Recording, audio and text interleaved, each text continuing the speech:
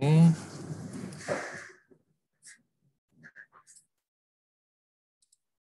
jadi kan kemarin kita masih bingung nih ada buat laporan gabungan seperti apa karena di soal UASnya nggak ada dan juga di apa namanya di latihan apa di workbooknya itu contoh pembuatan nggak ada. Jadi saya nggak tahu karena materinya terpisah apa gimana.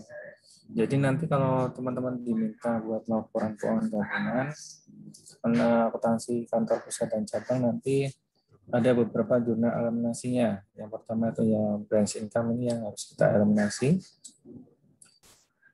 Ini berarti kalau branch income-nya dia sudah dimasukkan ke ini ya pendapatan ya.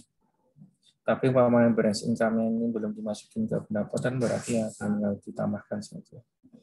Terus ada juga akun shipment from home office dan juga shipment to branch ini saling mengeliminasi. Kemudian di sini interest income sama interest expense ini hanya karena mereka punya utang piutang di antara kedua. Kemudian di sini ada home office, pre-closing sama post closing.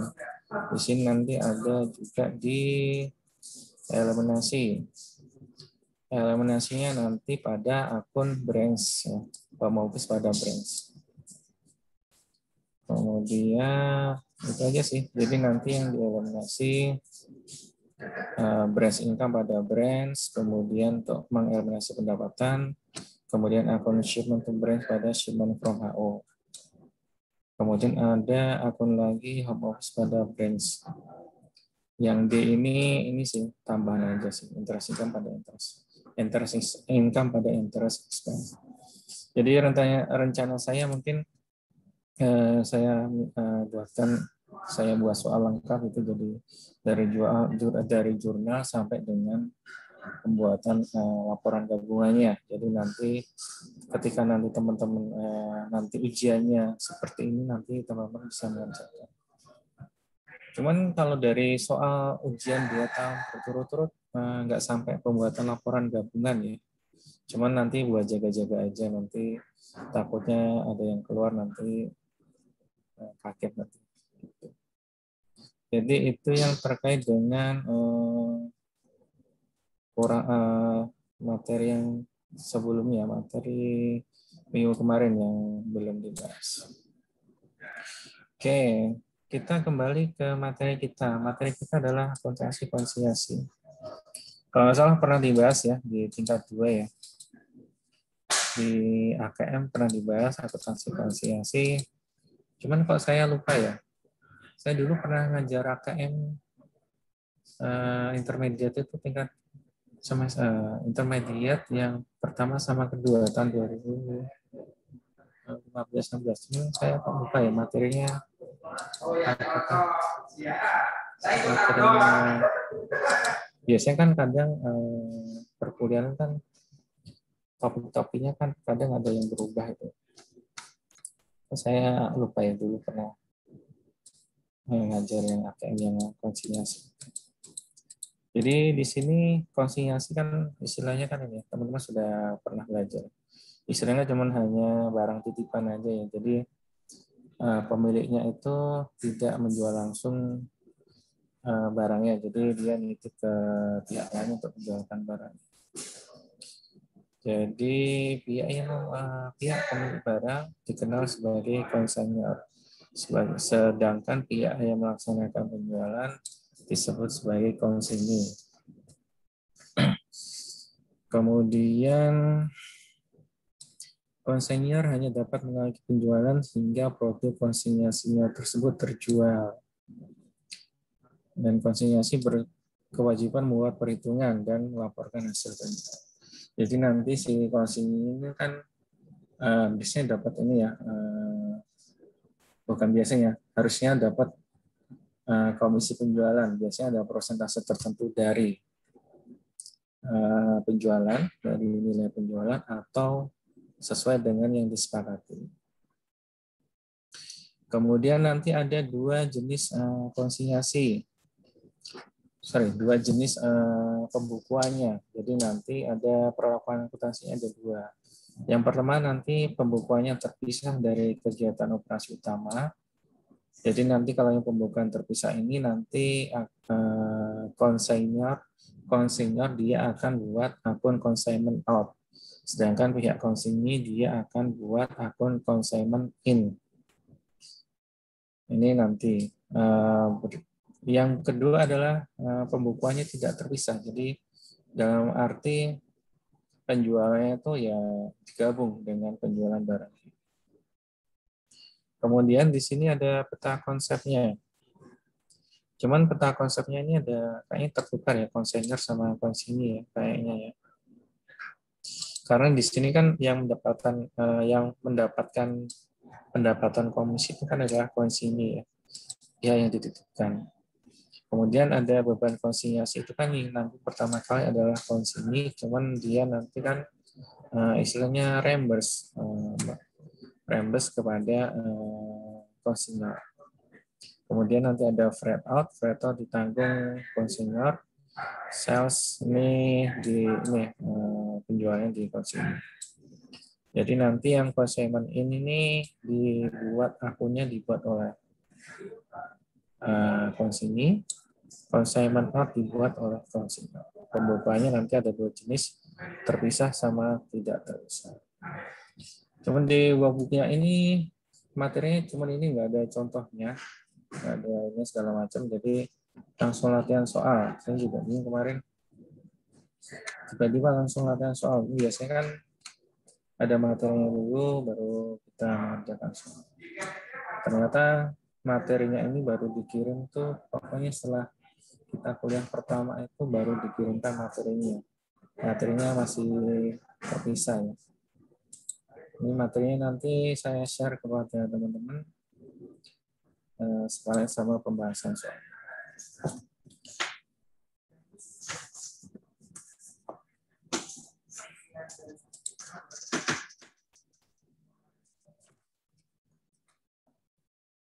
Kalau kita ujian nggak pernah ada teori kan? Biasanya langsung praktek semua ya. Untuk yang AKI. Kalau dulu kan tingkat 1 maupun tingkat 2 kan kadang masih ada teori. Kalau kita sekarang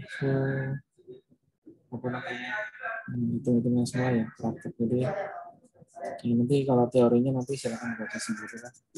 Jadi nanti fokusnya itu hitungan. Tapi kalau mau baca materinya silakan aja. Terus di sini konsinyasi. Kenapa sih konsinyasi sekarang lagi apa ya? Kayaknya hampir semua deh. Semua toko itu, toko yang besar ya, dia sistemnya konsinyasi. Kayak Alfamart itu, Indomaret itu kayaknya barang-barangnya tuh sebagian besar juga konsinyasi. Nggak mungkin barang itu sudah dibeli baru dijual lagi. Karena resikonya tuh terlalu besar. Misalnya resiko tidak terjual maupun barangnya tuh ya susah laku sih. Jadi istilahnya resiko di dia. Kalau konsinyasi kan resiko ada di penjual ya. Jadi apa namanya? Resiko bagi konsinya dia sedikit. Ini saya kasih contoh ya. Ini ada teman saya sih, beneran teman saya tuh namanya Budi. Dia anggota tim saya. Dia punya usaha lah. Usaha dia keripik tempe mereknya tuh karena dia biasanya kalau di kantor dia sering bawa sih. Jadi kalau di kantor di Jakarta dia kadang di kantor, tapi dia lebih banyaknya titip ya. Titipnya dia ke total buah. Jadi dia titipnya ke total buah sebagai barang konsinyasi. Dia tuh kalau nggak salah itu satu bungkus harganya tuh 15.000. Terus dijual di total buah. Jadi total buah tuh dapat komisi sekitar kalau nggak 1.500 sekitar sampai 2.000. per bungkusnya. Jadi bagi si Budi kan dia senang ya, karena dia kan nggak perlu jualan kemana-mana ya, tinggal titipin aja ya. Tinggal titip aja baru istilahnya kan penjualannya istilahnya nggak ada ini lagi, nggak perlu mikir lagi kan. Terus bagi total buah kan dia juga ini ya, apa namanya? Bagi total buah dia juga senang kan, dia dapat komisinya bersih kan. Komisinya bersih, jadi kalau ada barang rusak, kemudian misalnya kayak beban-beban lain, itu dia tinggal bebankan sama si Budi ini. Jadi nanti istilahnya si total buahnya ya ini sih sama-sama menguntungkan sih dua-duanya ya. Itu jadi nanti pihaknya yang Budi ini selaku yang punya barangnya kita sebut sebagai konsainer, dia menitipkan barang sebagai pemilik barangnya. Di sini total buahnya sebagai konsaini. Dia sebagai dititipin ya, tokonya yang dititipin. Terus di sini nanti ada dua jenis konsinyasi. Sorry, bukan dua jenis ya.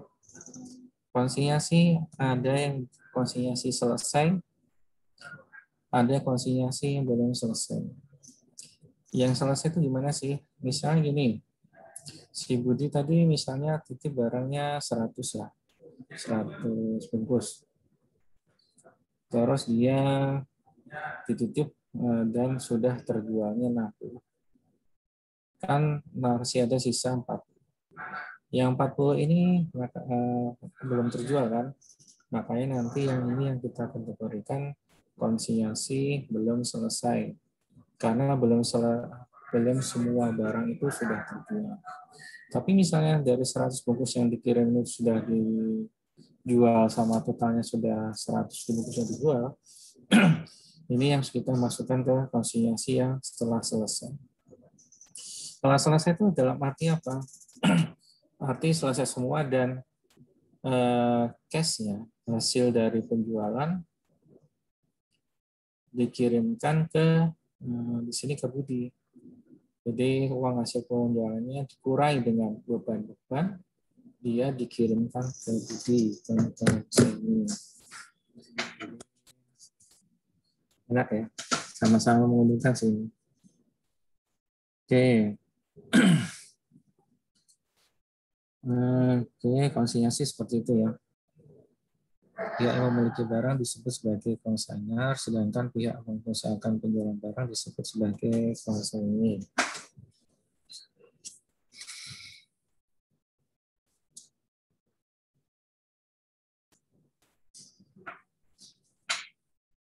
Konsainer menguasakan kepada konsinyur pertanggungjawaban atas barang yang ditransfer sampai barang tersebut dijual sampai pihak ketiga. Atas penjualan tersebut, konsainer mengakui perpindahan pemilikan barang dan mengakui pendapatannya. Konsinyur sebaliknya tidak berkewajiban mengakui kepemilikan barang maupun mempunyai kewajiban. Oke, jadi meskipun barangnya sudah dikirimkan ke konsinyur, dia tetap hak miliknya tetap konsinyur. Nih, keuntungan bagi konsinyur. Konsinyur merupakan cara untuk memperluas pangsa pasar. Jadi kalau nggak salah kemarin pernah cerita sih Budi. Kalau nggak salah tuh kalau yang kayak di Total maupun di supermarket itu kan produknya dia tuh sering ganti ya. Jadi sering ganti itu bukan karena apa-apa, karena kadang ada produk yang turnover-nya tuh lama. Turnover-nya lama berarti kan dijualnya lama ya, maksudnya nggak terlalu laku ya. Terus satu lagi yang turnover-nya tinggi, jadi laku banget, jadi sering sering diganti lah, sering diisi ulang lah istilahnya. Jadi kalau toko-toko itu kebanyakan sekarang dia hanya mau terima barang yang turnover-nya tinggi toko-toko. Dia jarang banget sih yang mau terima yang turnover rendah. Karena kalau turnovernya tinggi bagi toko kan juga dia labanya kan juga semakin tinggi kan. Komisinya maksudnya. Komisinya sih dia semakin tinggi. Komisi merupakan cara memperluas pangsa pasar, terutama barang atau produk baru dijual melalui dealer di waktu yang lama. Dealer biasanya ini ya, mobil, kendaraan itu. Barang yang dia produksinya mahal sehingga memerlukan investasi yang besar bagi dealer. Bila dia harus membeli barang tersebut. Barang yang harga jualnya fluktuatif atau produk perishability. Ini harga jualnya fluktuatif. Fluktuatif berarti kan sering naik turun ya. Ini kan beresiko ya, kalau nahan barang terlalu lama kan bisa aja untung tapi bisa aja rugi. Oke, kalau dia menjual lebih dimiliki oleh konsumen, ya tadi ya contohnya. Kalau kayak tadi total buah dia hanya jualin aja kan, jadi spesialisasinya di dia. Keuntungan bagi konsumen terbebas dari risiko tidak terjualnya barang tadi ya. Bagi toko dia senang kalau turnover-nya tuh tinggi. Turnover tinggi berarti kan dia dapat laba yang tinggi juga ya. Laba komisi penjualan yang tinggi. Kemudian resiko penjualan atau keusangan dapat dihindari. Jadi kalau barang konsinyasi rusak, berarti kan dia bisa diretur ke konsinyur. Karena barang ini kan masih hak miliknya dari konsinyur.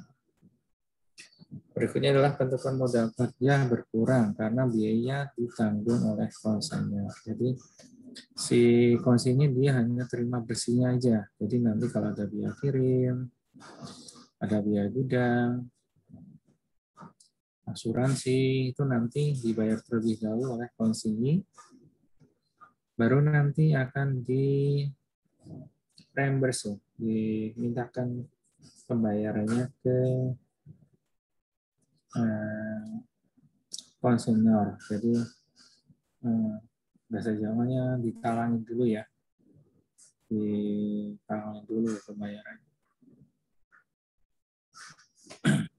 Porsi konsinyur, hak konsinyur. Konsinyur berhak atas penggantian barang yang dikeluarkan terkait dengan barang-barang konsinyasi dan juga berhak atas kompensasi penjualan. Pengeluaran terkait dengan barang konsinyasi misalnya ongkos angkut, asuransi, pajak, biaya penyimpanan, penanganan garansi tadi ini dibebankan pada konsinyur.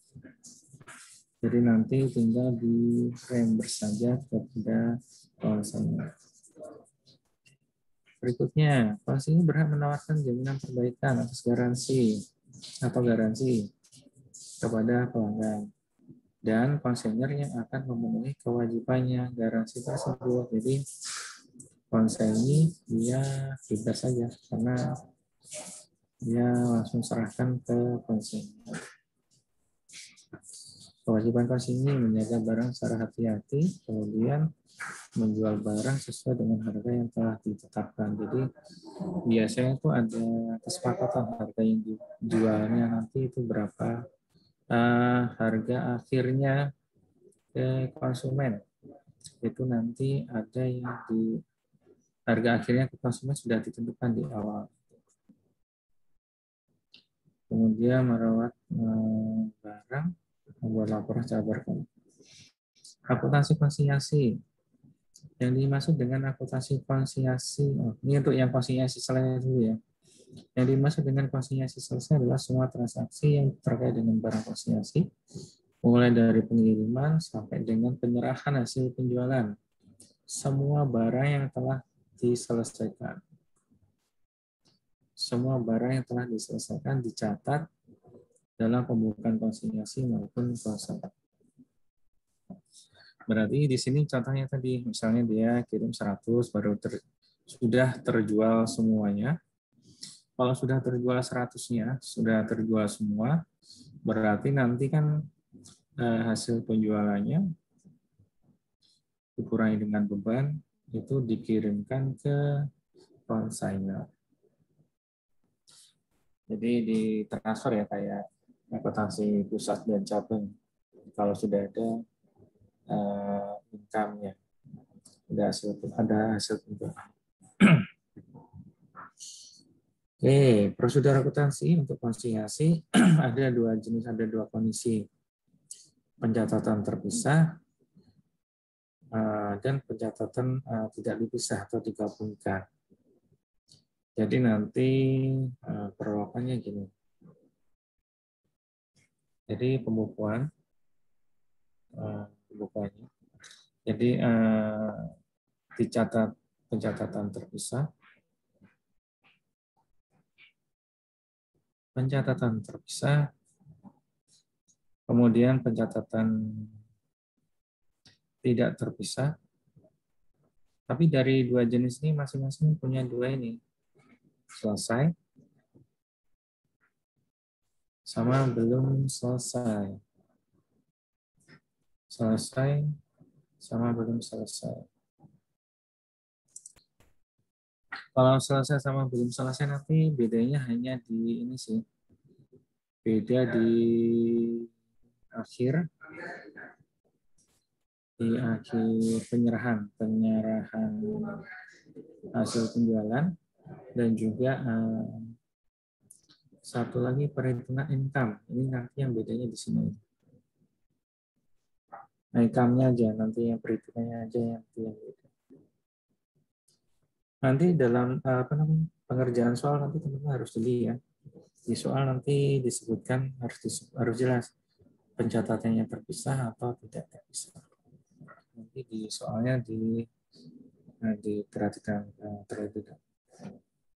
Oke. Pada kondisi di mana transaksi konsinyasi dicatat secara terpisah. Konsinyi. Ketika keuntungan dari penjualan dicatat sebagai terpisah, maka konsinyi akan membuat consignment in untuk mencatat barang-barang konsinyasi. Berarti nanti kan ada konsainer, konsaini. Konsaini dia akan buat akun consignment in, sedangkan consignor dia akan buat akun consignor out. Mirip-mirip ini ya, akun branch ya di akuntansi cabang ya. Terus di sini akun consignment in digunakan untuk mencatat semua beban terkait dengan transaksi konsinyasi dan nantinya dikreditkan secara penuh atas hasil penjualan konsinyasi. Komisi atau penjualan konsinyasi akan ditransfer dari consignment in ke rekening pendapatan terpisah. Jika masih ada sisa saldo di dalam akun consignment in, berarti masih ada utang yang harus diselesaikan kepada konsinyur. Berarti normalnya kalau saldonya sudah nol, berarti dia sudah ini sudah selesai dan istilahnya sudah kewajiban untuk menyerahkan hasil penjualan dikurangi dengan bebannya itu sudah selesai. Tapi kalau masih ada angkanya, berarti dia harus segera diselesaikan. Masih ada utang berupa, kalau masih ada sisanya berarti masih ada utang berupa beban barang. Kalau masih ada saldo ya, beban yang belum terjual. Oke, sebaliknya, konsinyur akan membuat akun consignment out dan untuk masing-masing konsinyasi. Jika konsinyasi dilakukan lebih dari satu pihak, akun ini didebitkan transaksi yang mencakup semua biaya yang terkait dengan pengiriman barang, konsinyasi maupun semua biaya-biaya lain. Akun ini juga dikreditkan ketika terjadi penjualan yang dilakukan oleh konsinyasi. Keuntungan atau kerugian dari penjualan barang konsinyasi dicatat dengan Mendebit saldo akun consignment on dan kredit akun consignment income. Oke, kita lihat ilustrasi jurnalnya. Ini ada konsinyasinya Toko Rizal dan konsainernya PT Konita.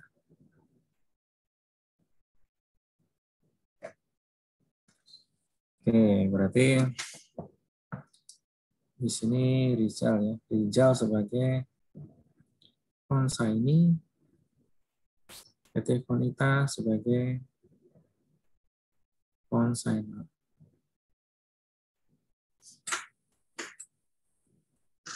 Konita mengirim 10 set produk ke Toko Rizal sebagai barang konsinyasi. Harga jualnya $85 per set, di mana harga produknya adalah $50 per set.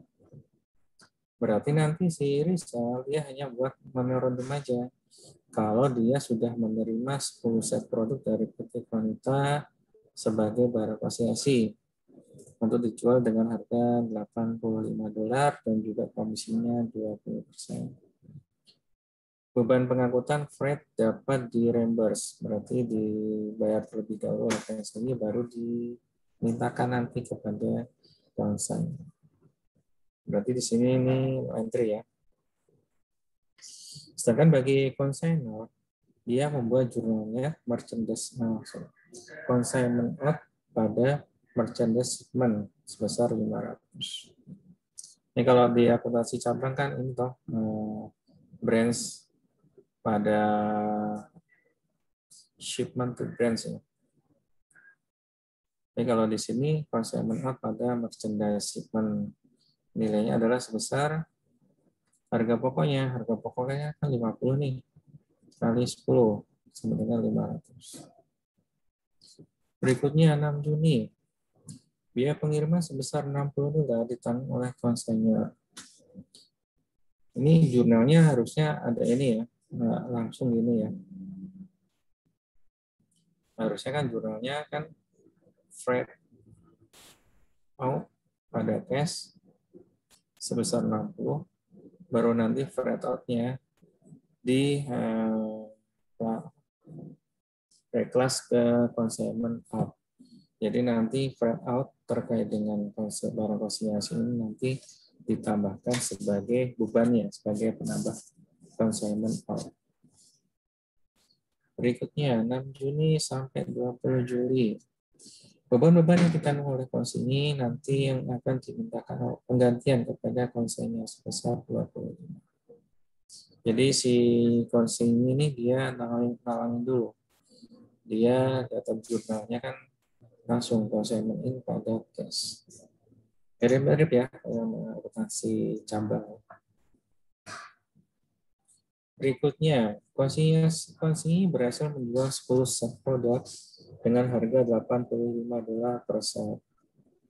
Konsinyasi berhak mendapatkan komisi penjualan sebesar 20%. Di sini tadi kan harga jualnya 85. Berarti kalau ada penjualan dia nyetornya cash pada consignment in sebesar 850. 10 kali 85 kali 50 atau account receivable pada consignment in sebesar 25. Berarti di sini dimungkinkan ini ya, penjualannya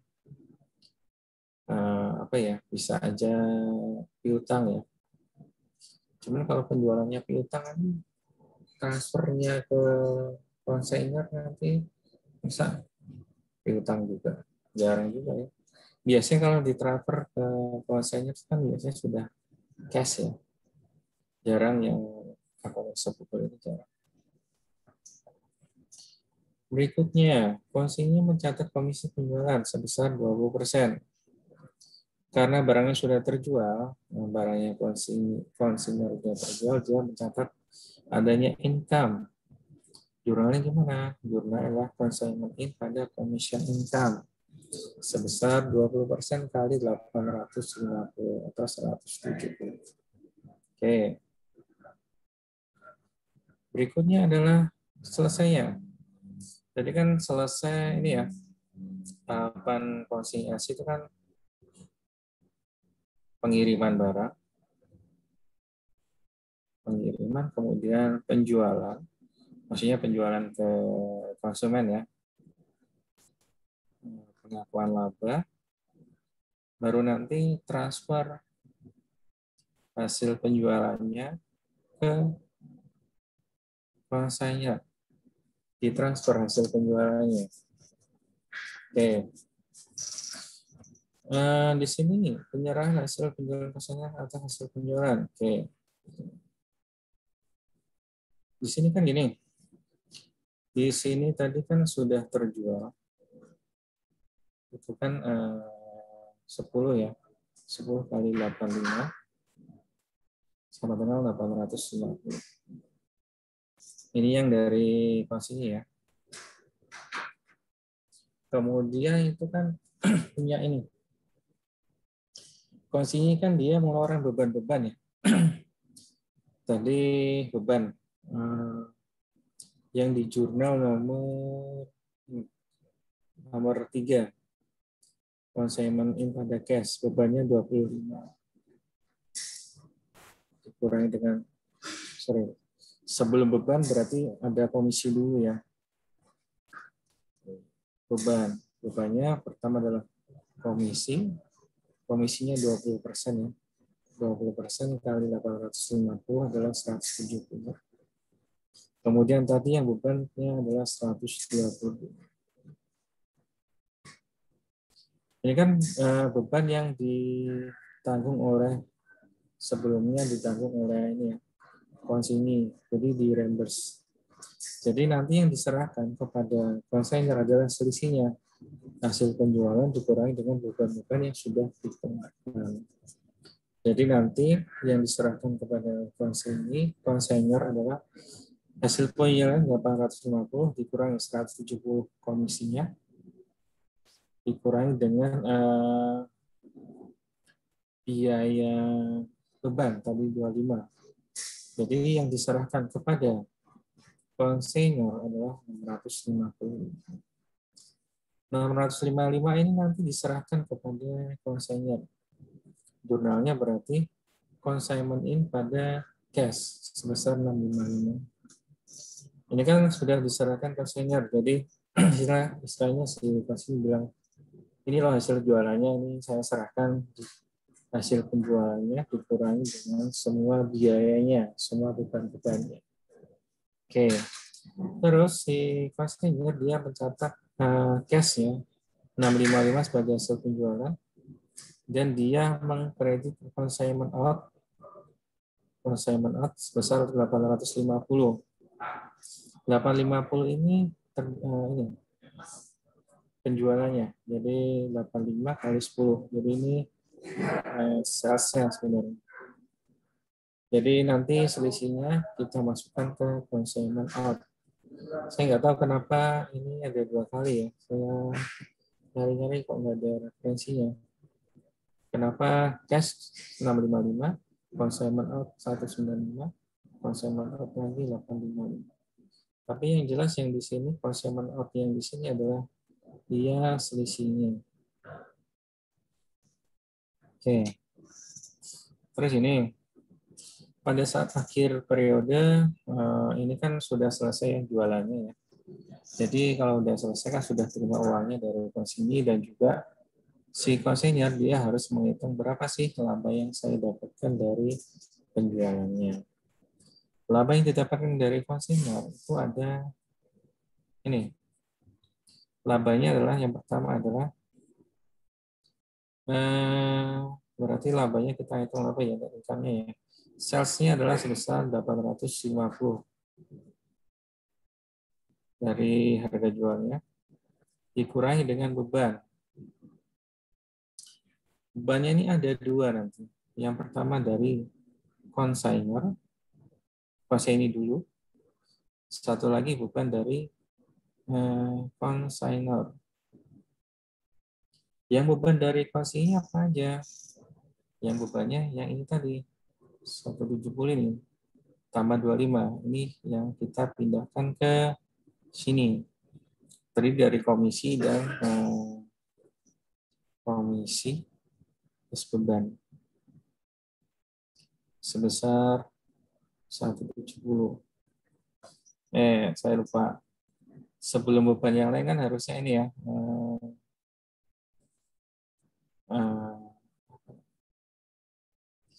Salesnya 850.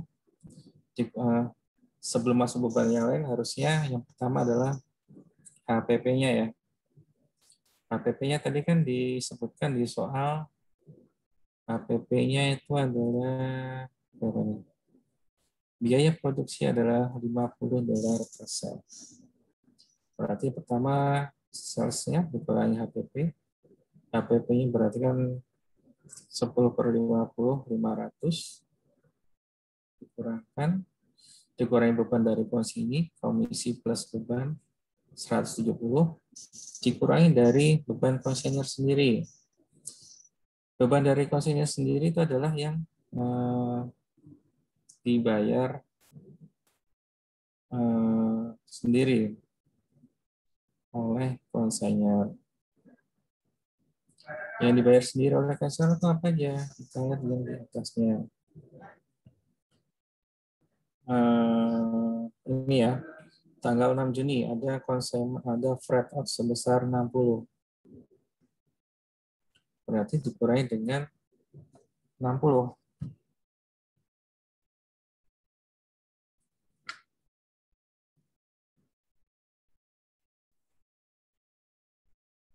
$70, ini 25 ya, 25 yang bebannya.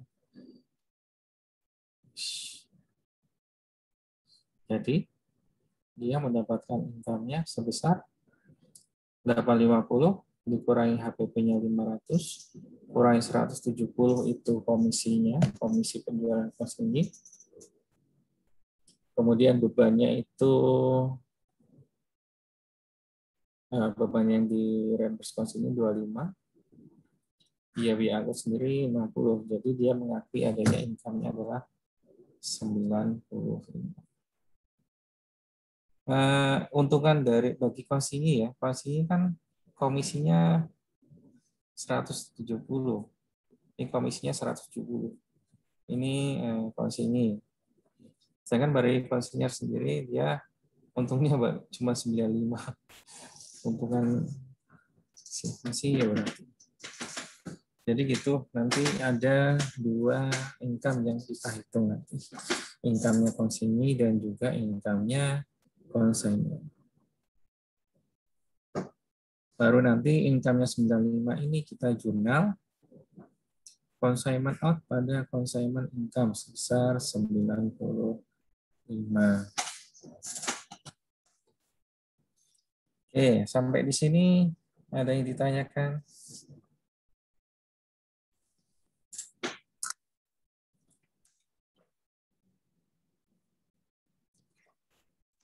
Belum, Pak. Oke. Berarti intinya itu ya. Hitung-hitungannya seperti itu sih. Sederhana sih. Oke, ini kita yang jenis pertama yang pencatatannya terpisah dan sudah selesai. Kita lanjut keduanya. Nanti teorinya penjelasannya di sini nanti teman-teman bisa baca lagi kalau bingung.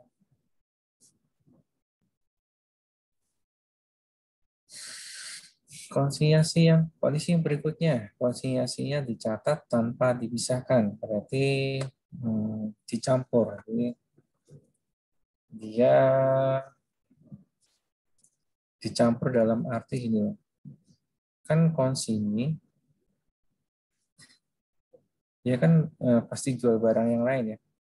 Jadi dia dicampur hasil penjualannya, plus satu lagi konsainernya juga dia dicampur sih dengan penjualan barang lainnya. Jadi tidak ada perbedaan di ini. Dia di sini konsinyi. Ketika transaksi konsinyasi digabungkan dengan transaksi reguler lainnya, jadi ada pemisahan ya, berarti digabung aja dengan transaksi yang lain. Jurnal penjualan konsinyasi milik konsinyi akan ditandingkan dengan akun purchase atau akun cost of goods sold (COGS). dan dikreditkan kepada akun kontainer ketika dilakukan pembayaran atas barang yang sudah terjual. Jadi nanti kuncinya di sini ketika ada penjualan barang, dia akan mengakui adanya sales dan mengakui adanya COGS. Salesnya nanti sebesar harga jualnya, COGS-nya nanti harga jual dikurangi dengan komisinya. Komisi di sini nanti mirip-mirip sama gross profit ya. Gross profit itu kan sales kurangi COGS ya. Gross profit, jadi nanti mirip stream sama gross profit. Kita lihat transaksinya.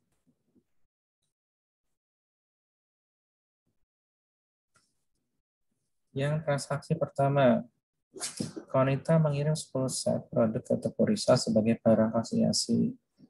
Harga jual $85 per set, di mana biaya produknya $50 per set. Kalau transaksi gabungan ini, dua-duanya nggak menyatat. Tidak ada no entry, hanya ada memorandum aja. Memorandum bahwa sudah dikirimkan barang ke konsinyasi dengan harga jual 85 dan juga komisinya 20%. Jadi kenapa tidak ada ini? Karena si konsinyasinya kan dia misalnya punya barang 100, misalnya yang dikonsinyasi cuma 30, yang berarti dia jual sendiri 70. Kalau di sini nggak dicatat berarti kan istilahnya dia kan nggak ada pemisahan ya, berarti ya udah ya dia tetap nyatetnya 100 baik meskipun dari yang 100 ini beberapanya dikirimkan ke pihak. Jadi di sini nggak ada pencatatan, nggak ada jurnalnya. Berikutnya, biaya pengiriman 60 ditanggung oleh konsinyur. Harusnya di sini ada jurnal ini ya, apa ya, freight out pada cash ya. Cuman saya nggak tahu konsepnya di sini apakah dia dipisahkan. Freight out pada cash sebesar 60. Tapi saya nggak tahu kenapa di sini nggak di jurnal ya. Kemungkinan besar ini karena biar nggak rancu. Yang freight out sama cash ini kan mungkin harusnya di jurnal juga seharusnya. Di jurnal umumnya Konita seharusnya. Kalau biar nggak bingung aja sih kayaknya di sini nggak dicatat. Harusnya ini nanti kan freight out ini nanti kan mempengaruhi ini kan HPP-nya kan ketika penghitungan gross profit. Cuman di sini nggak dicatat. Kita ikut aja. Berikutnya, beban-beban yang ditanggung oleh konsinyur yang nanti akan dimintakan penggantian konsinyur sebesar 25. Berarti tadi si konsinyur sudah bayar 25, cuman belum masih nanti dimintakan reimburse ya kepada konsinyur. Berarti di sini jurnal adalah PT Konita pada cash. Berarti kalau di sini mirip ini ya, akun piutang ya. Jadi seolah kita membayarkan atas nama PT Konita. Cuman nanti akun PT Konita ini nanti kan bisa debit atau kredit. Jadi nanti tergantung dari saldonya. Kalau saldonya dia kredit, nanti berarti dia utang. Tapi kalau saldonya debit, nanti dia utang. 6 Juni sampai 20 Juli. Konsinyur berhasil menjual 10 set dengan harga 850. Oke, konsinyur berhak mendapatkan komisi penjualan sebesar 20%. Pada saat penjualan terjadi, maka dia konsinyur akan mencatatnya sebagai penjualan. Jurnalnya adalah cash pada sales sebesar 850. Pada saat yang sama, si konsinyur juga mengakui adanya COGS. COGS-nya sebesar 80% kalikan dengan 850 sama dengan 680. Tanggal 20 Juli pada saat penjualan itu juga konsinyii mencatat penjualan konsinyii mencatat komisi penjualan sebesar 20%. 20% kali 850, 170. Tapi dua-duanya tidak ada penjualan, tidak ada jurnal. Kenapa tidak ada jurnal? Ada yang tahu, teman-teman?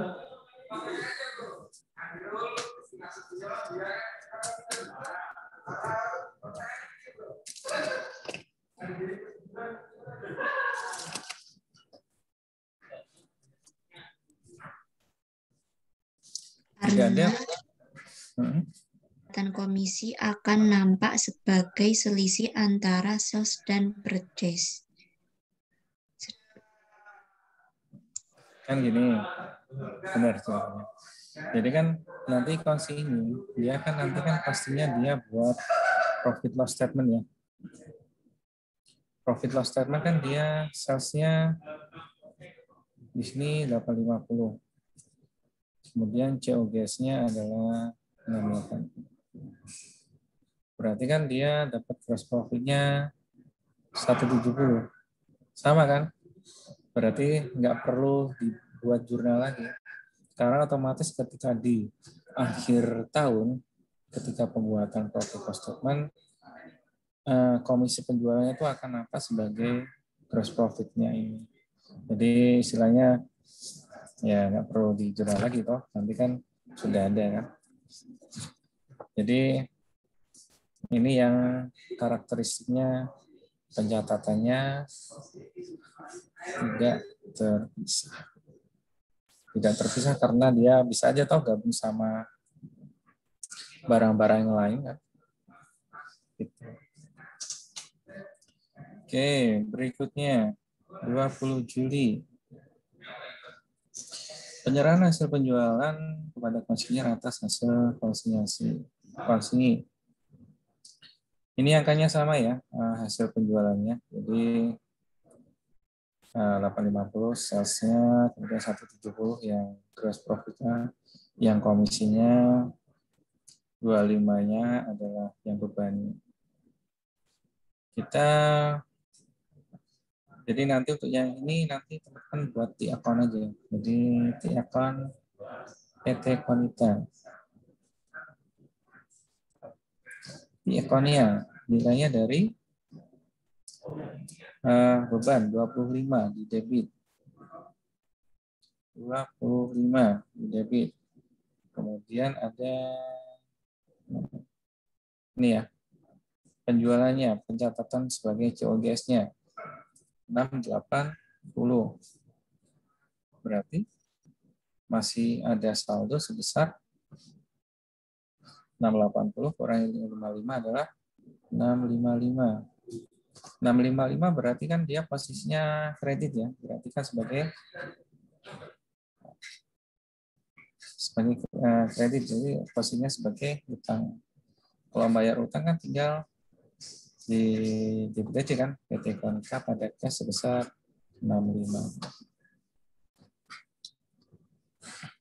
Kemudian pada saat yang sama si konsinyir dia mencatat cash yang diterima dari cash yang diterima dari konsinyir sebesar 655.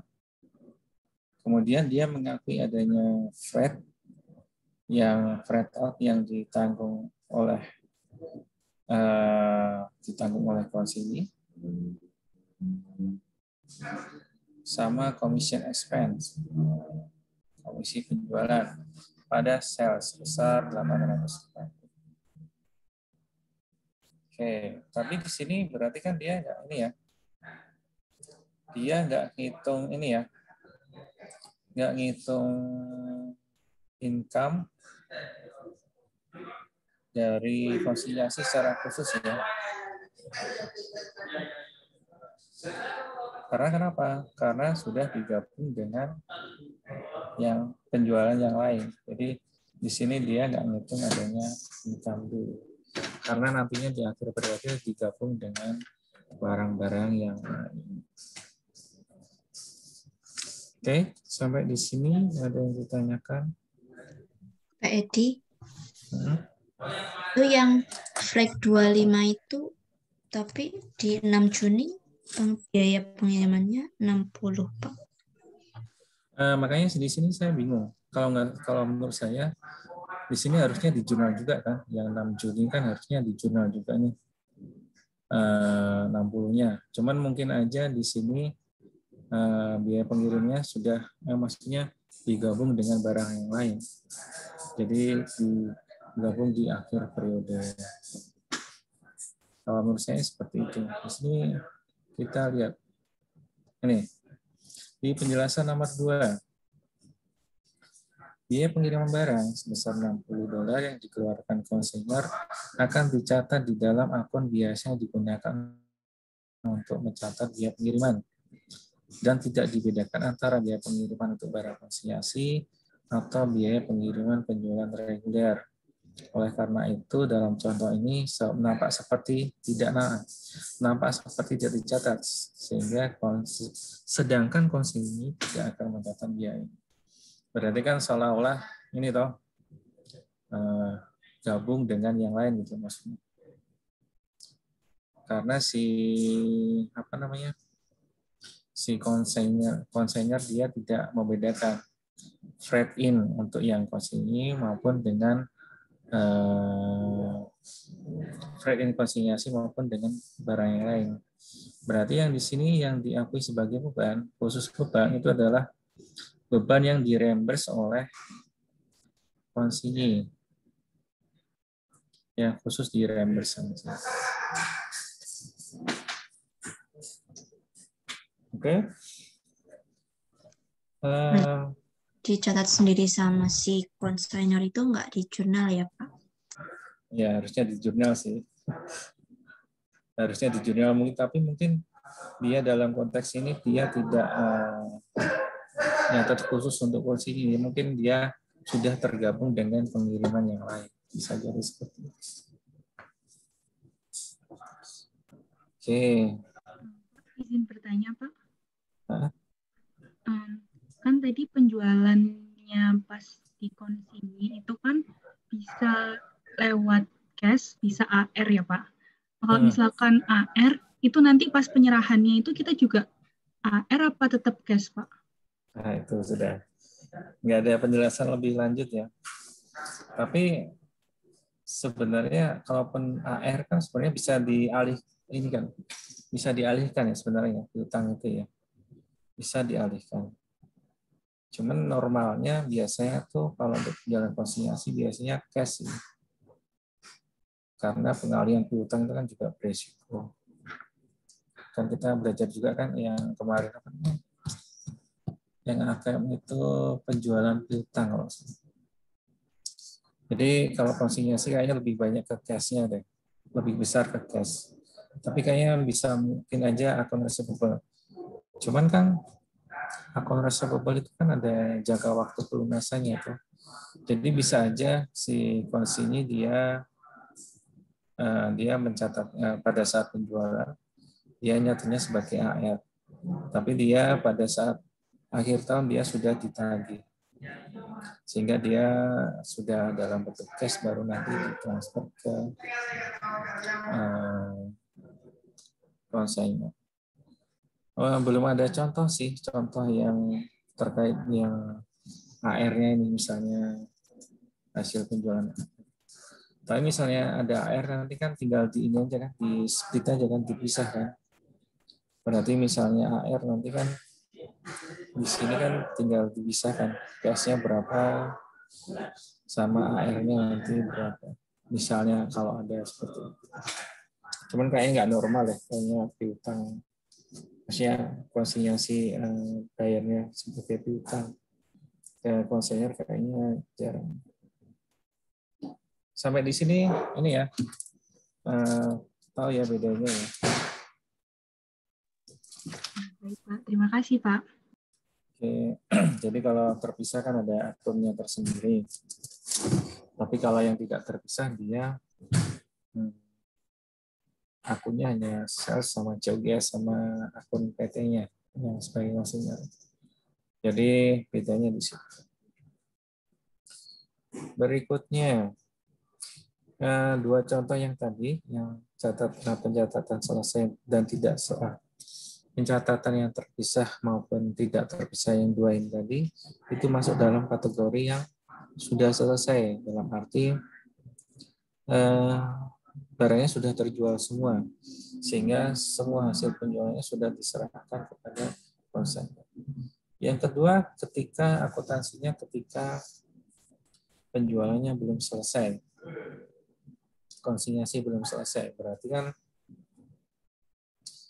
di sini belum semua barang konsinyasi terjual, masih ada sisa barangnya.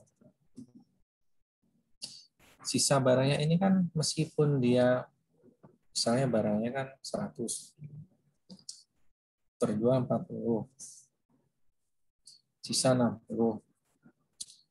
Yang barang terjual 40 ini kan dia nanti tetap mengakui adanya laba tuh. Laba bagi konsinyur maupun komisi. Tapi yang 60 yang belum terjual ini belum diakui sebagai laba, berarti masih ditangguhkan. Dalam kondisi ini, konsinyur maupun konsinyur akan mengakui laba yang sudah terrealisasi serta menangguhkan laba yang belum terrealisasi. Jadi laba yang sudah diakui adalah laba yang sudah terjual. Dan barang yang belum terjual semuanya, itu nanti perhitungan labanya ditangguhkan. Kita lihat contohnya. Contohnya pencatatan untuk yang terpisah. Kalau ini sama aja sih, jadi jurnalnya ketika pengiriman barang sama, kemudian freighternya juga sama, jurnalnya sama, beban-beban ini sama. Yang membedakan hasil penjualannya. Di sini kan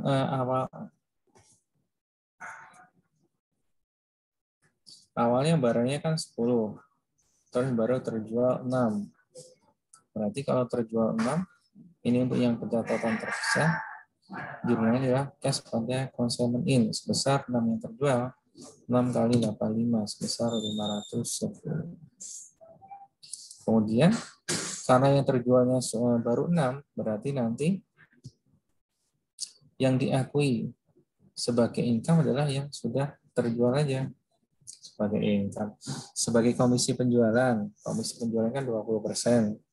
Berikan 20%-nya aja yang 20% dari 6 yang terjual itu yang diakui sebagai income. Jurnalnya adalah consignment in pada consignment income sebesar 102.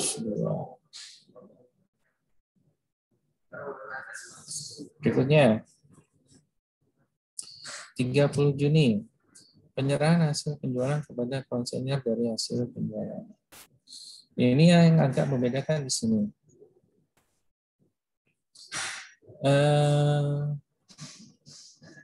Di sini nanti biar teman-teman nggak bingung, nanti buat di akun aja consignment in. Ini kan nilainya kan dari 25, 510. 25 di debit, 510-nya di kredit. Kemudian 102. Oke. Berarti nanti ada saldonya adalah sebesar 510 dikurangi dengan 383 ini yang diserahkan dari konsinyur kepada konsinyur. Namun di sini kan gini, apa namanya? Kan barangnya kan awalnya kan 10 ya, terjualnya 6. Meskipun baru terjual 6, ininya semuanya diserahkan kepada konsinyur. Jadi mana ya? Ada di sini di bawah ini.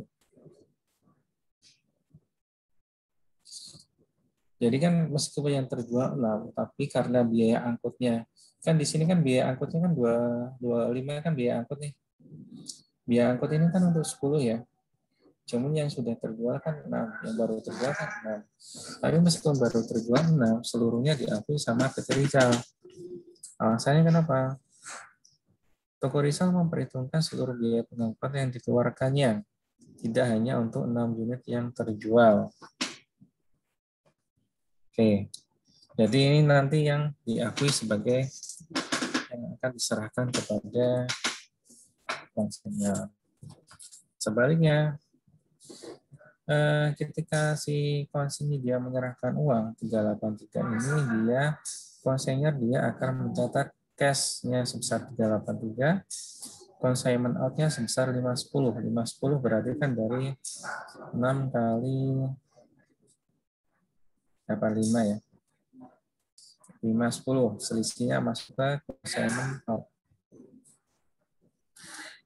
Dari ini income yang bedanya di sini aja nanti. Yang diakui sebagai income-nya. Yang diakui sebagai income-nya konsinyur. Kan gini. Kan barangnya ada 10. Yang terjualnya 6. Berarti kan 4 masih ada sisa.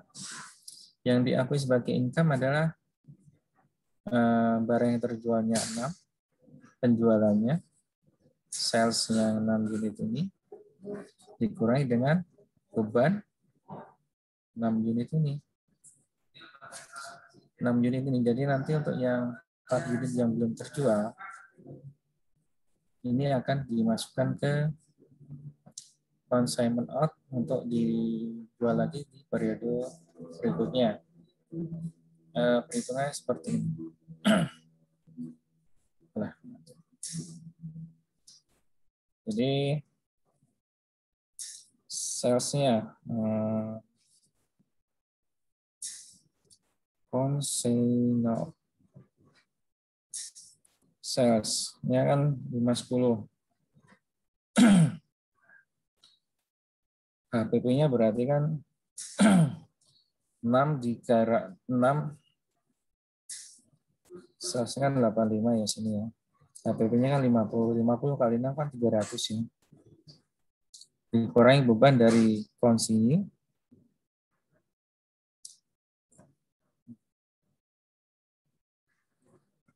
Konsinyur. Di sini tadi ada komisi. Komisinya tetap 102. Terus tadi ada biaya angkut, beban. Beban dari konsinyur tadi kan ada 25 ya. Tapi baru terjualnya 6. Berarti yang diakui ya 6 aja.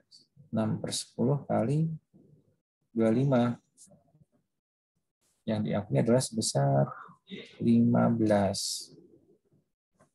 Kemudian tadi ada beban biaya angkut 60 ya. 60.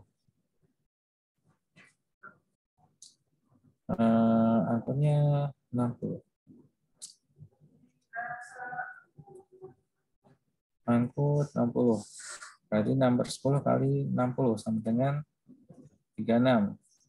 Jadi yang diakui adalah sebesar 510 kurangi 300 kurangi 102 kurangi 15 kurangi 36 sama dengan 57. Jadi yang membedakan nanti hanya nilai consignment income-nya aja yang diakui di akhir periode. Jadi yang bedanya hanya di sini aja.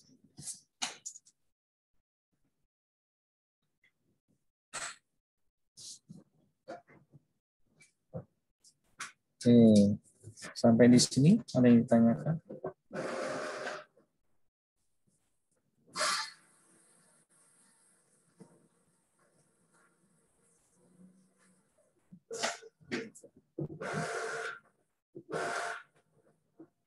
Oke, itu tadi ketika barangnya sudah ini ya masih ada sisa dan pencatatannya terpisah. Ini ketika pencatatannya tidak terpisah dan masih ada barangnya di akhir periode. Jurnya juga sama dari awal sampai akhir. Bedanya di sini aja, ketika penjualannya sama dia jurnal hanya mengakui ada sales sama COGS-nya. Cuman yang di sini diakui hanya untuk yang unit yang terjualnya. Terjualnya kan 6. Berarti kan penjualannya kan 6 kali 85. Salesnya. COGS-nya berarti 6 kali 85 kali 80%. 408. Ini yang diakui sebagai COGS-nya.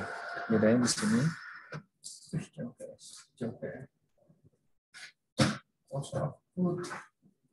Kemudian bedanya lagi di akhir periode. Akhir periode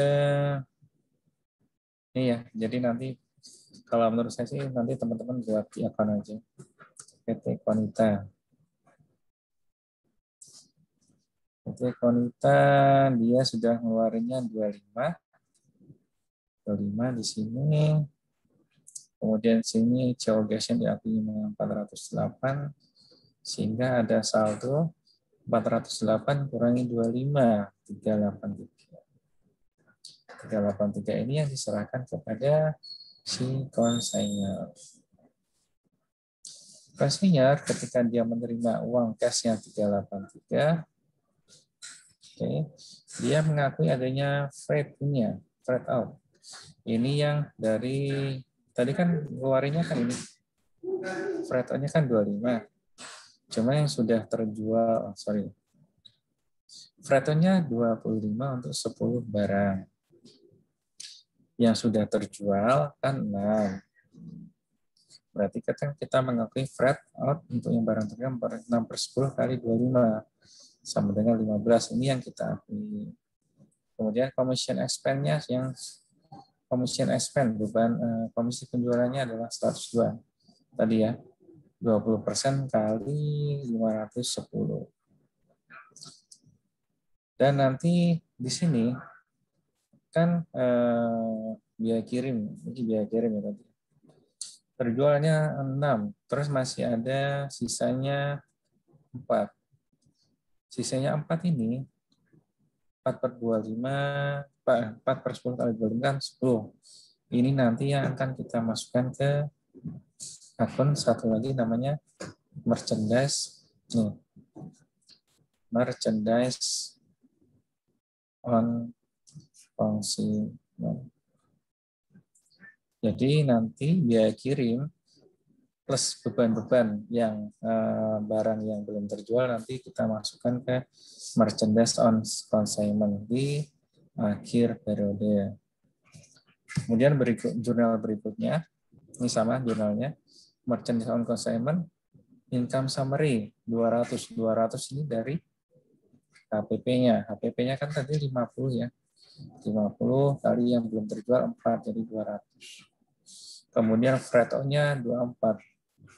24 ini dari 4/10 kali 60. 60 itu yang ini ya. 60 yang di ini, yang 6 Juni. Jadi untuk yang barang terjual kita harus hitung yang bebannya semuanya berapa. Jadi di akhir periode nanti ada khusus barang yang belum terjual, nanti ada akun satu lagi. Akun namanya merchandise on consignment. Yang isinya adalah semua beban atas barang yang belum terjual.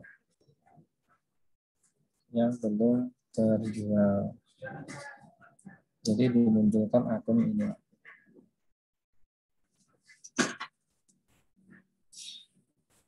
Sampai di sini ada yang ditanyakan?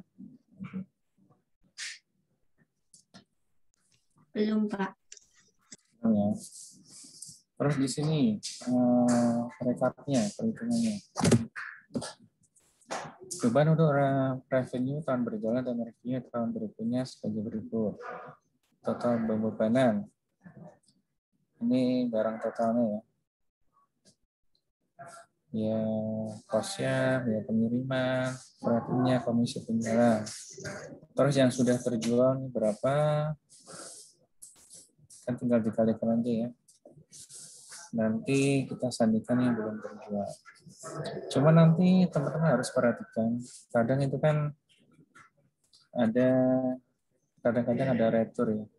Jadi kalau retur nanti dia jenisnya, maksudnya kan di sini misalnya barangnya 10. Misal barang 10. Terjualnya 6. Jual, sisa 3. Retur 1. Yang retur ini nanti semua biayanya dia akan mengurangkan dari beban yang terjual. Dia menambah beban barang yang terjual. Kan kalau kita buat profit loss statement, kan ada sales, kemudian sales allowance, sales return ya. Jadi return-nya ini nanti akan diperlakukan sebagai beban yang mengurangi beban.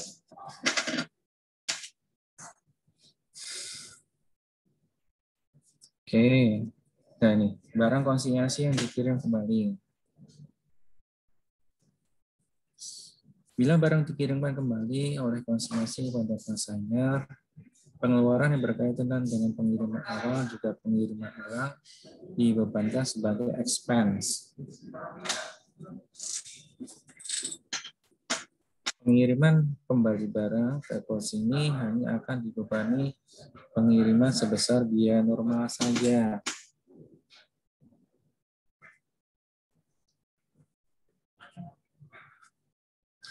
Pengeluaran untuk memperbaiki barang yang rusak dan dikembalikan ke konsinyasi diperlakukan sebagai expense dan biaya pengiriman kembali konsinyasi juga tidak lebih dari biaya pengiriman normal. Jadi nanti dengan kata lain, biaya pengiriman di luar pernormalan tidak diperlakukan sebagai fraction of record.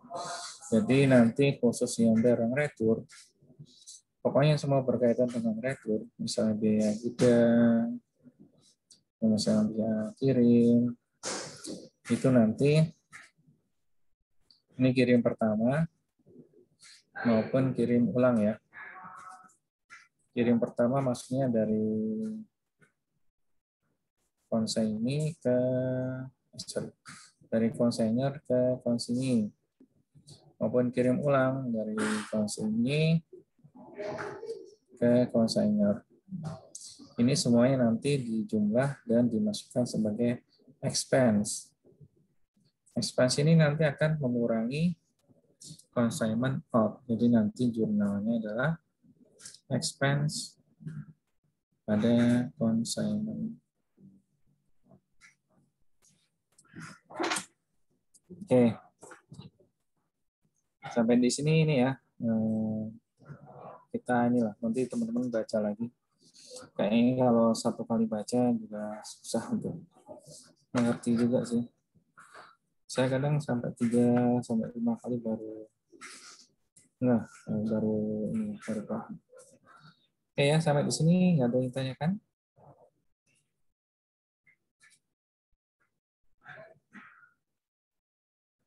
Kalau enggak kita bahas soal ujian tahun kemarin. Oke ya.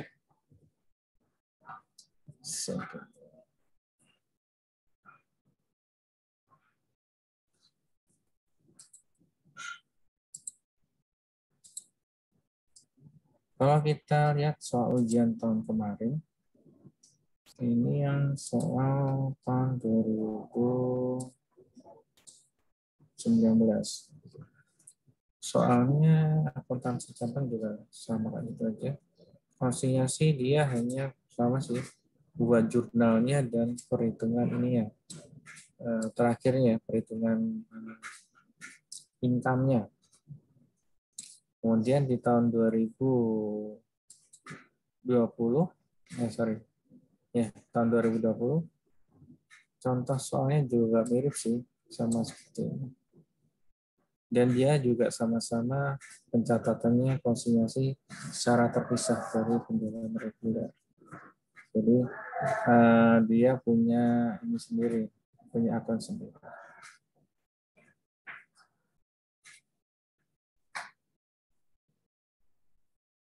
Oke, kita bahas soal ujian tahun sebelumnya. Untuk tahun 2019 kalau nggak salah sudah ada pembahasannya.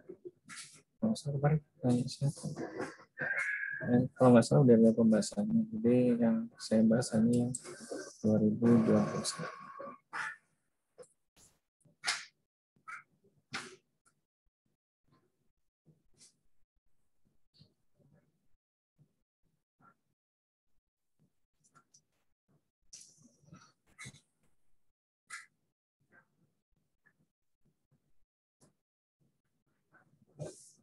Oke.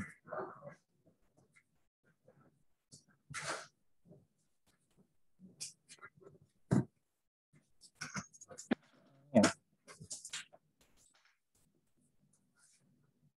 Untuk memasarkan barang produksi yang berupa laptop,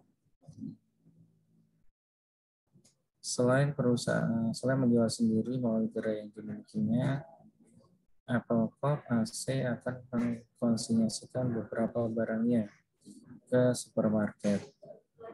Salah satunya adalah Markov TMC. Kedua perusahaan menggunakan sistem periodik dan mencatat penjualannya secara terpisah dari penjualan reguler. Berarti kata kuncinya di sini ya, penjualannya terpisah dari penjualan reguler. Ini Apple Corp. Biasanya kalau Apple itu kan ada, kalau dia jual barang kan dia ada distributornya kayak iBox terus apa gitu. Kemudian di sini atas penjualan dilakukan oleh TMC berhak mendapatkan komisi sebesar 10%. Semua biaya yang dikeluarkan oleh TMC terkait dengan konsinyasi akan diganti oleh AC dan dipotong langsung dari hasil penjualan. TMC melaporkan dan menyetorkan hasil penjualan setiap akhir bulan. Sampai akhir November, semua barang yang dikirimkan telah terjual oleh TMC. AC dan TMC menyusun laporan keuangan setiap tanggal 31 Desember. Di sini ini ya, ini kalau nggak salah sampai akhir November itu sudah selesai. Dan ini yang Desember. Novembernya udah selesai. Sini yang Desembernya yang belum selesai. Nanti kita lihat. Kemudian yang diminta itu ada beberapa. Yang diminta itu soalnya buatlah seluruh jurnal terkait dengan transaksi konsinyasi pada kontainer AC dan konsinyasi TMC untuk bulan Desember 2019. Jurnalnya berarti yang pertama 3 Desember 2019 AC mengirimkan 500 unit barang kepada TMC. Harga pokok tiap unit adalah $500, harga jualnya tiap unit adalah $600. Biaya pengiriman sebesar 5.000 baru dibayar saat itu. Barang yang diterima oleh TMC pada hari yang sama. Berarti jurnalnya adalah bagi Apple Corp dia sebagai konsinyur. Bagi Tolmar Corp TMC sebagai konsinyur. Bagi Apple dia nyatatnya adalah consignment note pada merchandise segment sebesar 500 unit dikalikan dengan per unitnya adalah 500. Jadi nilainya adalah 250. Kemudian dia juga mencatat biaya pengiriman sebesar 5.000. Consignment out pada cash sebesar 5.000. Pembayaran biaya pengiriman. Bagi TMC dia tidak perlu jurnal, dia hanya buat memorandum saja. Kalau dia sudah menerima 500 unit barang dari Apple Corp sebagai barang konsinyasi untuk dijual dengan harga $600 per unit dan komisi penjualannya 10%. Semua beban berkaitan dengan konsinyasi akan ditanggung oleh Apple Corp. Jurnal berikutnya, 12 Desember 2019. TMC membayar biaya sewa gudang untuk penyimpanan barang konsinyasi dari AC sebesar 1.500. Berarti TMC dia buat jurnalnya consignment in pada cash sebesar 1.500. Ya, nalangin dulu ya. Jadi nanti tinggal di reimburse kepada si AC-nya. Berikutnya, tanggal 15 Desember 2019, TMC menjual 300 unit barang konsinyasi dari AC secara tunai. Dia pengiriman sebesar 3.000 dibayar tunai. Jurnalnya adalah cash pada consignment in sebesar 180.000. Kemudian consignment in pada cash untuk pembayaran biaya pengiriman sebesar 3.000. Kemudian pengakuan income. Income-nya adalah 10% dari nilai penjualan. Penjualannya di sini adalah 18.000. Berarti kan tinggal dikalikan 10% aja. Komisinya adalah sebesar 18.000. Di jurnal adalah consignment in pada commission income sebesar 18.000. Oke, berikutnya. 26 Desember 2019, TMC mengembalikan 80 unit karena tidak layak jual. Biaya pengiriman adalah sebesar $800 dibayar tunai. Di sini berarti ada retur ya. Kalau ada retur berarti bagi TMC, bagi apa sebagai consignor, dia tinggal balik aja merchandise shipment pada consignment out sebesar 40.000. Nilainya adalah dari 80 unit kalikan dengan $500 per unitnya. Jadi 40.000. Kemudian di sini kan ada biaya pengiriman sebesar 800 ya. Biaya pengiriman kembali sebesar 800 ini ditanggung oleh TMC. Jadi dia akan mengurangkan dari reimburse ya nanti ya. Dia nyatat jurnalnya commission consignment in pada cash sebesar 800. Kemudian berikutnya, karena di awal kan dia barangnya kan 500 unit ya. Ini, barangnya kan 500 unit. Berarti kan di awal sudah bayar sewa gedung 1.500. Sewa gedung 1.500 untuk 500 unit. Tapi 80 unitnya kan dikembalikan. Berarti atas sewa gedung yang itu tadi 80 yang dikembalikan itu harus kita bebankan. Berarti kan 80 per 500 kalikan dengan 1.500 kita bebankan. Harusnya pada tanggal ini bisa kita langsung juga expense-kan juga untuk biaya pengirimannya. Expense pada consignment out sebesar 800.000. Teman-teman terserah sih mau dibuat di awal atau di akhir. Karena nanti saya dibuatnya di sini di akhir sih, di akhir periode di sini. Tapi kalau mau dibuat di awal, silakan aja, sama aja. Berikutnya, TMC menjual 50 unit barang konsinyasi dari AC secara tunai. Biaya pengiriman $500 dibayar tunai.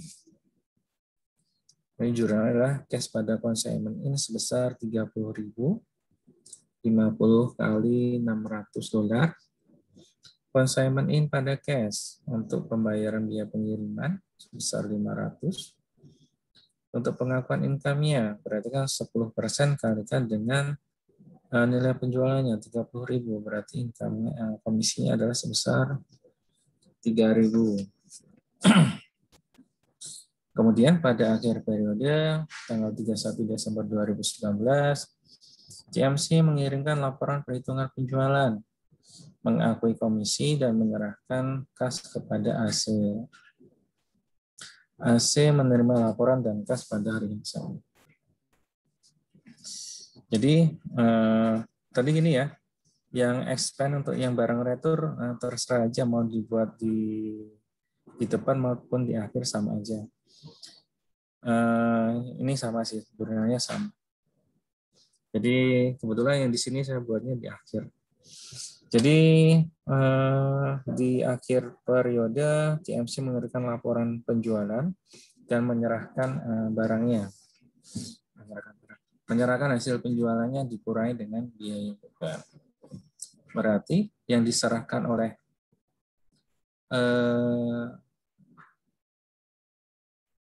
consignee itu kan semua yang ada di akun consignment in. Dari apa aja nilainya? Nilainya dari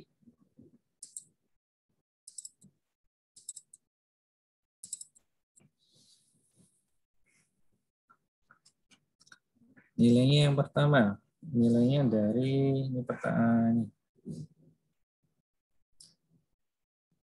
sewa gedung yang pertama ya 1.500. Ini kan kita berikutnya adalah dari penjualan 180.000. Ini sewa, ini penjualan 180.000. Berikutnya ada biaya pengiriman sebesar 3.000. Ini kita debit. Kirim 3.000. Kemudian komisi. Komisinya tadi di sini ya. Komisinya 18.000. Kita masukkan.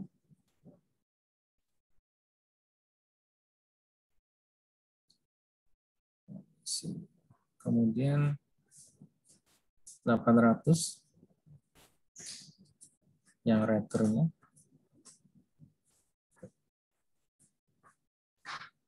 Retur 800. Terus penjualannya 30.000.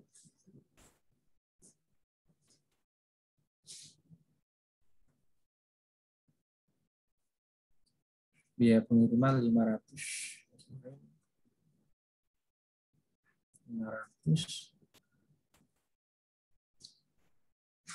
Income-nya komisinya adalah sebesar 3.000. Jadi kalau di total adalah di sini adalah 26.800. Yang sebelah kreditnya adalah 210. Berarti masih ada saldonya adalah sebesar, selisihnya adalah sebesar 183.200. 183.200 ini yang harus diserahkan semuanya kepada si konsignor. Berarti yang jurnalnya adalah consignment in pada cash sebesar 183.200. Oke. Pada saat yang sama si konsignor dia mengakui adanya pada cash-nya sebesar 183.200. Consignment out-nya 210 dari harga jualnya. Selisihnya 26.800 masuk ke akun consignment out-nya. Terus dari hasil penjualan sebesar 210 dan cash-nya 183 ini dia mengakui income-nya. Income ini income consignor harusnya ya. Pengakuan income consignor. Pengakuan income-nya berapa? 5.150. Kita lihat hitungannya.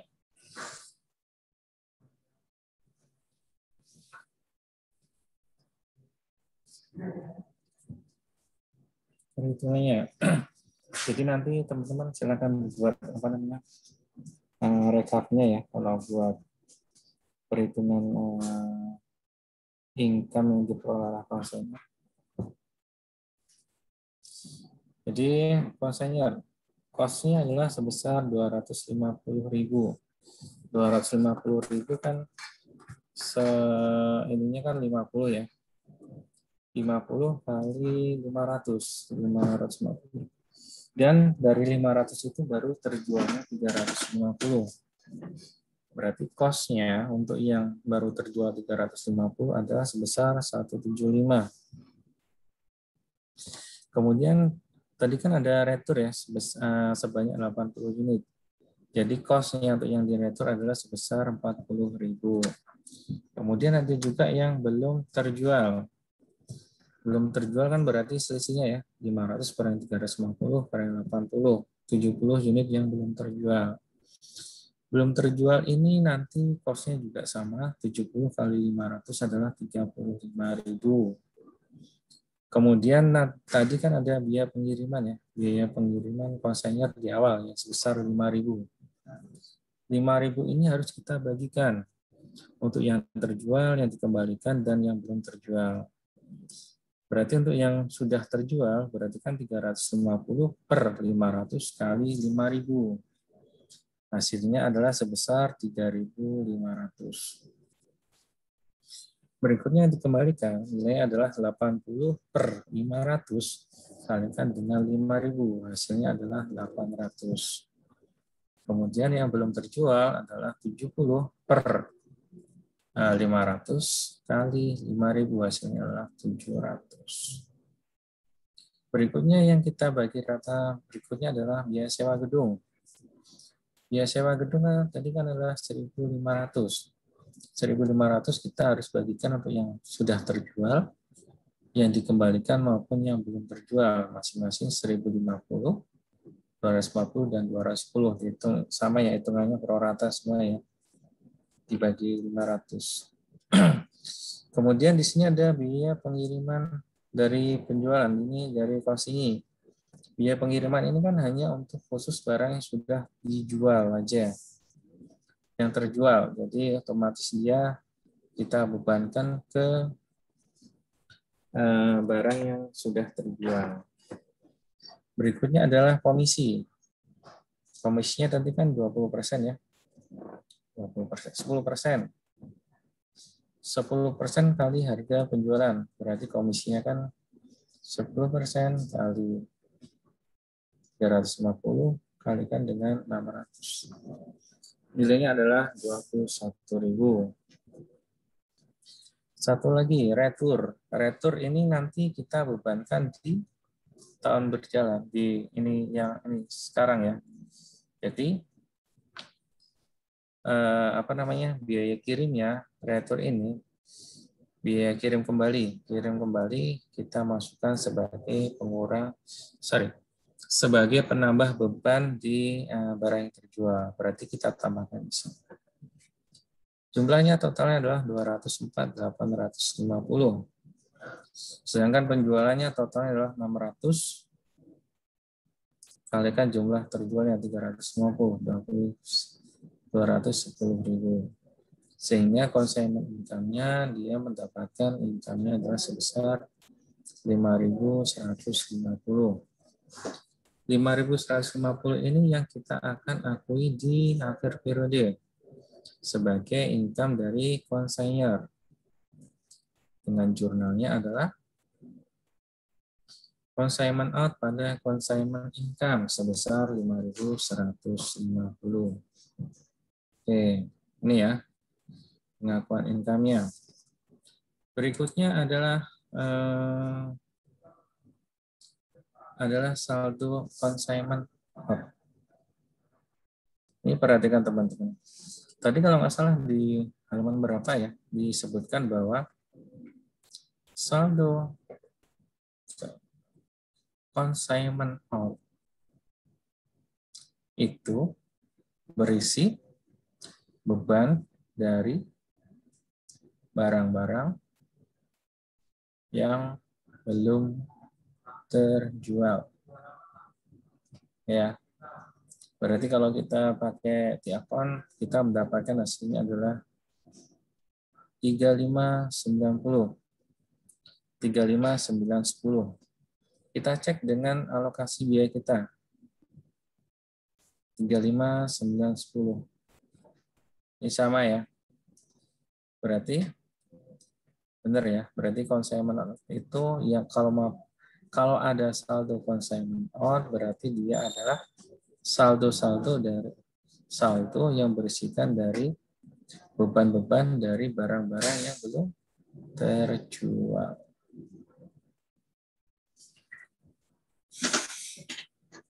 Oke. Soal UAS kita yang tahun kemarin hanya itu aja sih. Buat jurnal sama perhitungan income-nya di akhir. Sebenarnya juga ini sih. Tapi kalau waktunya 2 jam kayaknya ya bisa sih.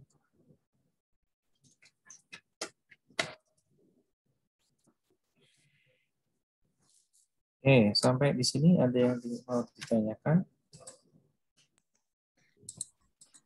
Yang tadi waktu biaya pengiriman itu langsung cash consignment out pada cash itu nggak apa-apa, Pak? Yang mana? Yang biaya kirim? Yang ini? Iya, tadi langsung consignment out pada cash. Nggak ada consignment out pada break out dulu gitu nggak apa-apa, Pak?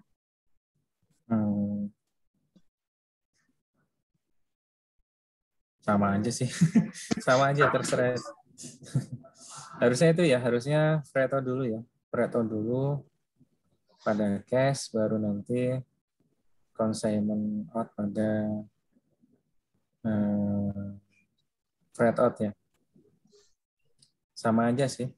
Terserah aja. Cuman kalau di sini kan yang pentingnya akun consignment out-nya nanti di debit itu aja sih. Sama aja, silakan aja. Kalau mau dirinci nggak apa-apa.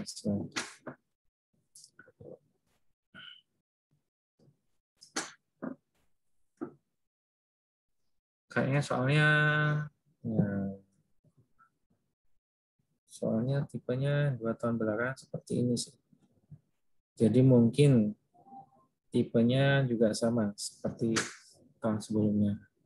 Kan diskonya kan juga sama untuk tetap Pak Agung, Pak. Kalau diskonya sama, kemungkinan besar soal tipenya juga sama seperti yang sebelumnya.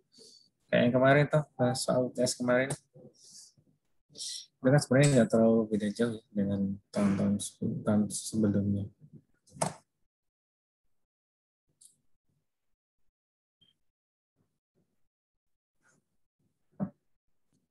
Oh iya, Erlin. Iya, Pak. Kita kan pertemuannya hari Selasa ya. Terus itu kan tanggal 20 Idul Adha kan hari Selasa ya. Iya. 20 Juli. Berarti nanti kita gesernya hari apa ini?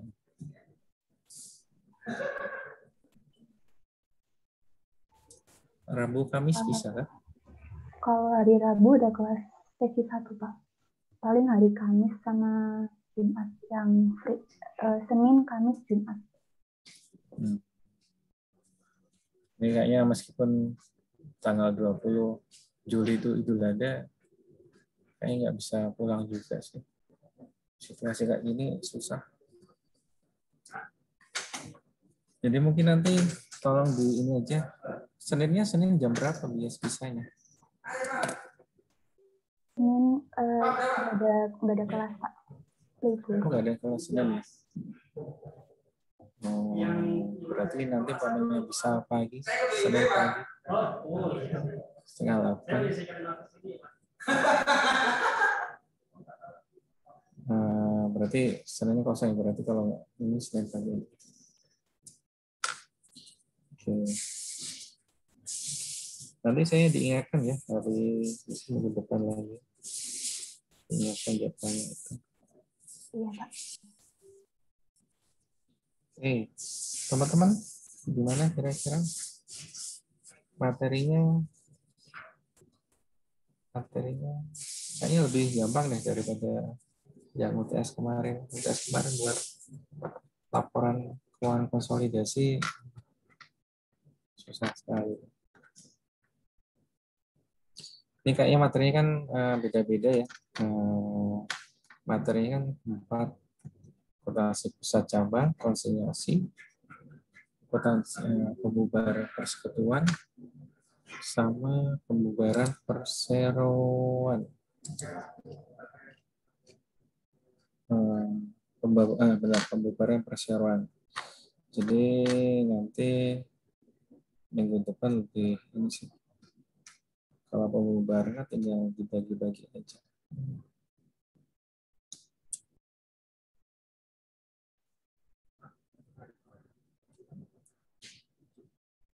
Fikri ada nggak Fikri? Iya Pak. Gimana Fikri? Aman Pak. Ada kabar ini nggak? Penempatan di mana belum ada? Belum Pak, tapi lagi mau hubungin Biro SDM juga nih Pak. Di box bukunya dari Pak Agung. Ini kan ada soal tugas mandiri ya. Jadi nanti tolong nanti dikerjakan soal tugas mandirinya aja. Sama nanti soal kuis yang nanti saya bagikan nanti. Kalau kita lihat soalnya ini sebenarnya nggak ini ya. Mirip-mirip ya. Sama soal UASnya kita ya. Cuman kita kan untuk yang materi ini kan hanya 1 kali pertemuan. Jadi kan kita nggak sempat latihan. Jadi otomatis ya teman-teman harus belajar sendiri dan juga makanya rencana saya buatkan soal kuisnya dan juga nanti tolong dibaca dulu nanti dikerjakan juga. Kayaknya soalnya sih nggak terlalu banyak, cuman berapa jurnal sih, tapi nggak biasa mengerjakannya juga nanti kelabakan. Oh iya, Fikri mau nanya. Iya Pak. Ini berarti di atas kalian masih ada 1 angkatan lagi ya? Tingkat 2 masih ya? Di 2019. Yang tingkat 1-nya nggak ada ya?